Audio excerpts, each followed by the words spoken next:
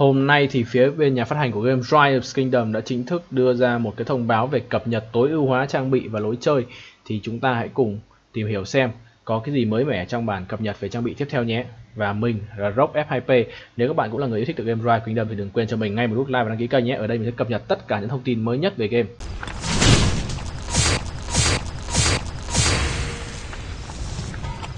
Thứ nhất là chúng ta có thể thấy là chúng tôi đã thêm một hệ thống tinh luyện trang bị mới.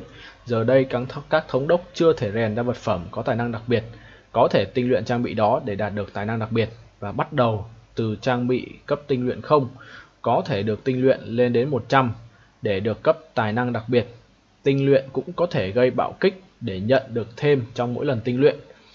Thì có vẻ như hệ thống tinh luyện này nó như một cái hệ thống ép đồ trong các game online khác, đó là chúng ta sẽ không phải rèn một món đồ nhiều lần nữa, mà chúng ta sẽ tinh luyện thẳng trực tiếp vào trong cái món đồ đấy luôn. Và mình thích một cái là ở đây nó có thể gây bạo kích, tức là chúng ta sẽ có tỷ lệ được nhân 2, mình nghĩ là nhân 2 cái lượng kinh nghiệm tinh luyện nhận được. Ở đây thì có một điểm mà nhà phát hành chưa nói rõ, đó là chúng ta sẽ tốn cái gì để tinh luyện. Liệu là chúng ta sẽ có thêm những cái nguyên liệu mới, hay chúng ta sẽ sử dụng những nguyên liệu hiện có trong game, tức là vẫn là quanh bốn loại nguyên liệu chính và bản vẽ. Ở điều thứ hai đó là điều chỉnh hoạt động rèn trang bị. Rèn trang bị vẫn sẽ tạo ra tài năng đặc biệt, nhưng cơ hội sẽ không còn tăng lên. Tức là hiện tại chúng ta sẽ có cái tỷ lệ rèn trang bị được tăng lên cứ mỗi lần chúng ta rèn xịt. Ở cấp độ tối đa là 5 lần rèn xịt liên tục chúng ta sẽ có một món chắc chắn là có talent, thì việc này sẽ bị loại bỏ hoàn toàn. Thay vào đó, cơ hội này được cố định ở xác suất ban đầu, được đưa ra ban đầu trước những thay đổi này.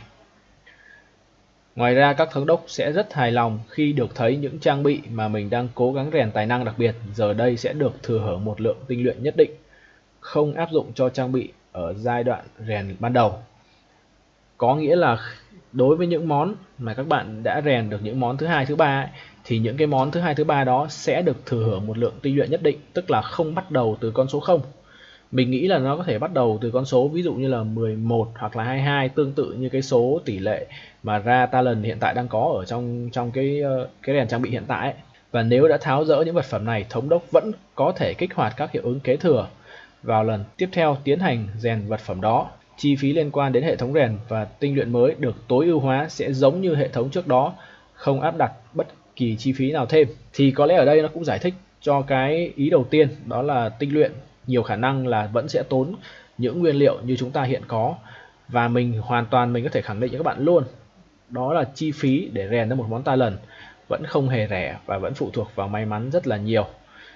Khi mà ở đây thì nhà phát hành đã cố tình nhấn mạnh vào cái việc là chi phí liên quan đến hệ thống rèn và tinh luyện mới sẽ giống như hệ thống trước đó, là sẽ vẫn tốn bản vẽ, đúng không? Bởi vì khi mà chúng ta rèn một món trang bị mới để lấy talent ấy, chúng ta phải tốn bản vẽ. Thứ hai là chúng ta sẽ phải tốn thêm nguyên liệu. Còn đối với cái việc mà ở đây có ghi là nếu mà đã tháo dỡ vật phẩm, thì đối với những vật phẩm huyền thoại, những vật phẩm cam ấy, khi tháo dỡ các bạn sẽ bị mất đi 50% số nguyên liệu các bạn bỏ ra, mất đi một nửa.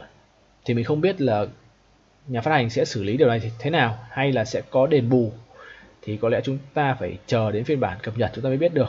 Ở ý thứ ba, quy tắc mới về hạn chế trang bị.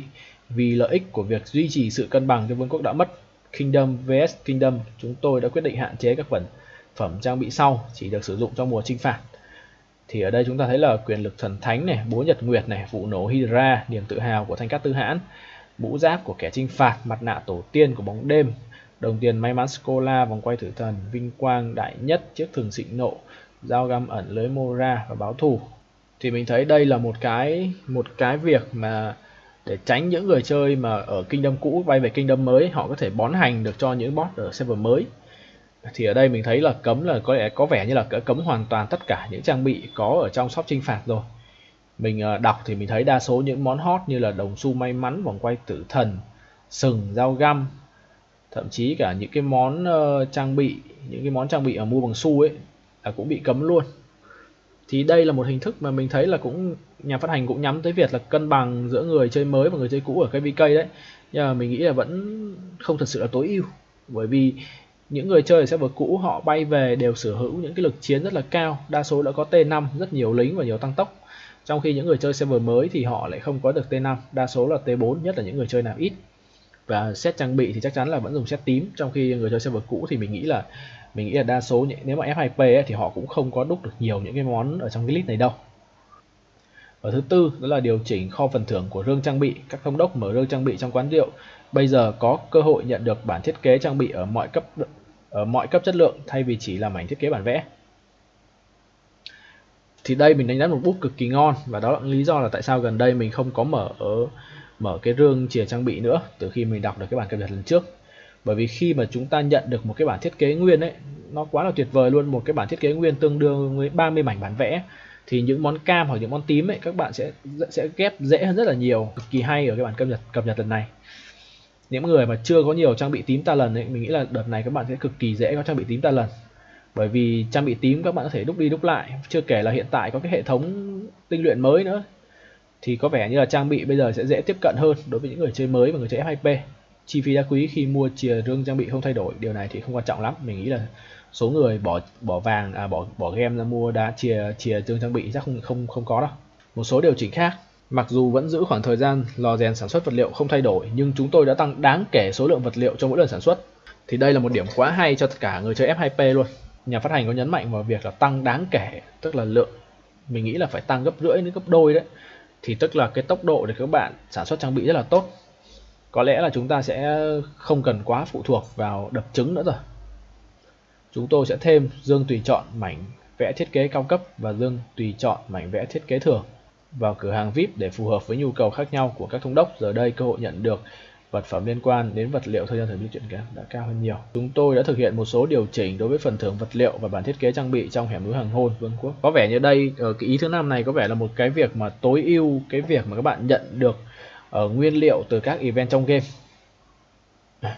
Và cái việc mà cho rương tùy chọn mảnh vẽ cao cấp và rương tùy chọn mảnh vẽ thiết kế thường ấy thì mình rất là thích, bởi vì rõ ràng khi các bạn bỏ ra một lượng game không hề nhỏ để mua trong shop VIP mà các bạn lại ra những cái mảnh trang bị các bạn không cần ấy, thì mình nghĩ sắp tới đây thì khả năng là việc mà set cam xuất hiện sẽ rất là nhiều.